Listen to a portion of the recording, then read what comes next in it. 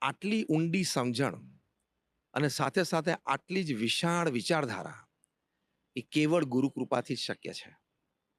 આ હું જે વાક્ય બોલું છું ને એ ભારત વર્ષના સનાતન ધર્મમાં હજારો ગુરુ શિષ્ય સંબંધોની કહાની છે. તમારું અંતર પવિત્ર હોય છતાં એ પવિત્રતામાં દિવ્યતા ભરવી એ ગુરુ કરી શકે. એટલે પ્રમુખ સ્વામી મહારાજ પર એમના ગુરુ શાસ્ત્રીજી મહારાજ, યોગીજી મહારાજની ખૂબ કૃપા હતી હા. અને એમના આશીર્વાદથી, અને પોતે પણ આ જ વાત કરતા. હવે તમે એમના વિચારો જુઓ. હવે ધર્મ, ધારો કે આપણે એક એમના વિચારની વાત કરીએ તો ધર્મ શબ્દ આવે એટલે કેટલી બધી વ્યાખ્યાઓ આપણા મનમાં ગુંજી ઉઠે. ધર્મ શબ્દ આવે એટલે કેટલી બધી વાતો આપણા અંતરમાં આવે કે કયા દ્રષ્ટિકોણથી એને મૂલવવો, એને સમજવો, રાઈટ એને વર્ણવવો. રાઈટ. પ્રમુખ સ્વામી મહારાજ એક વાત સાહજિક બોલેલા, પરસ્પર પ્રીતિ પ્રસરાવે તે ધર્મ.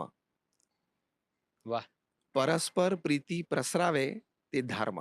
વાહ. હવે તમે ઊંડાણપૂર્વક આનો વિચાર કરો તો આમાં બધા જ ધર્મના અંગો આવી જાય. રાઈટ તો તમે જે કીધું ને કે અંદરનું એનલાઇટનમેન્ટ, જે શબ્દો તમે વાપર્યો, રાઈટ રાઈટ રાઈટ. એ અંદરનું એનલાઇટનમેન્ટ હોય તો જ આ શક્ય છે.